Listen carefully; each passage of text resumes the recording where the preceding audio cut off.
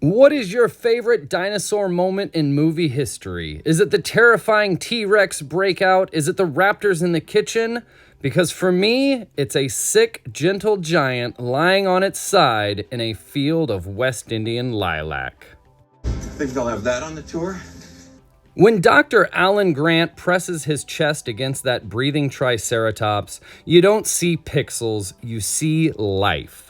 Released in 1993, Steven Spielberg's Jurassic Park revolutionized computer-generated imagery forever.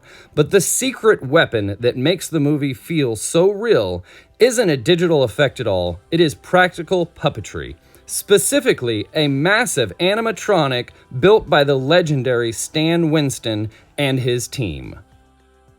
Today we are looking at exactly why that sick Triceratops scene is arguably the greatest feat of movie puppetry ever achieved. We'll break down the genius mechanics hidden inside the beast, the brilliant acting choices that sold the illusion, and why modern CGI still struggles to match this 33-year-old practical effect.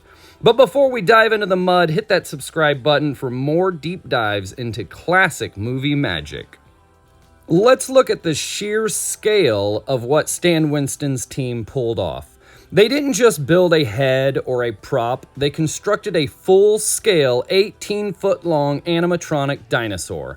It was an engineering marvel. The core was heavy steel and aluminum skeleton wrapped in hydraulics, cables, and foam latex skin. To get the texture perfectly right, artists spent weeks hand sculpting the wrinkly, pebbly hide. But a puppet is nothing without its puppeteers. This wasn't controlled with a remote control from a distance. It required an entire army of operators working in perfect sync. One crew operated the eyes and eyelids to create a glassy, sickly look. Another group handled the jaws, nostrils, and subtle ear twitches. Hidden underground or beneath the puppet, technicians pumped massive bellows to physically inflate and deflate the dinosaur's flank, simulating heavy, labored breathing. Every blink, every breath, and every twitch had to be manually coordinated to make this giant piece of rubber and metal feel like an exhausted living creature.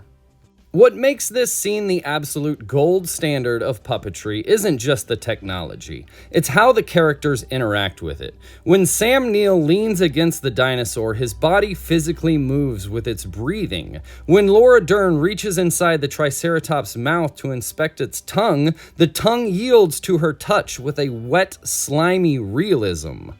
There is a tangible connection here that CGI simply can't replicate.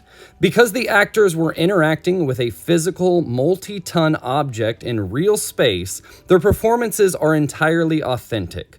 They aren't staring at a tennis ball on a green screen, they're looking into the glassy, dilated eyes of a real animal, reacting to the smell of real mud and synthetic slime. The puppeteers were also reacting dynamically to the actors. If Sam Neill moved closer, the puppeteers could twitch an eye or shift a nostril in response, creating a real-time organic conversation between human and puppet. We live in an era where digital effects can create anything. So why does this 1993 puppet still look better than any multi-million-dollar CGI dinosaur from today? It all comes down to two things: weight and imperfection. Digital models often suffer from the lack of true physical weight. They move too quickly or glide across the ground without displacing the environment. The Winston Triceratops is firmly rooted to the dirt. You can see the heavy wrinkles of skin compressing under its own massive weight. Furthermore, digital effects tend to be too clean. The Triceratops puppet was deliberately caked in real mud, dust, and slime. The sun reflects off its bumpy skin in random, imperfect ways because it is catching actual physical light on set. This texture creates a subconscious sense of reality that tricks the brain into believing what it sees. Steven Spielberg originally intended to use stop motion for many of these scenes, but the combination of groundbreaking CGI and Stan Winston's practical masterpieces created the perfect cinematic storm. The sick Triceratops isn't just a prop. It is the emotional heart of Jurassic Park's first act. It transitions the movie from a sci-fi spectacle into a tangible, awe-inspiring reality. Decades later, it remains the absolute peak of cinematic puppetry. But what is your absolute favorite practical effect in film history? Is it the Jurassic Park T-Rex, the alien queen from Aliens? Is it something from John Carpenter's The Thing? Or is it something else entirely?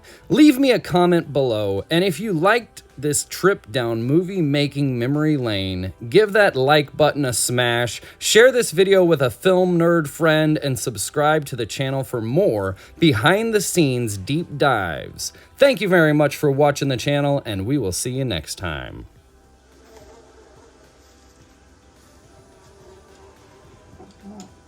That is one big pile of shit.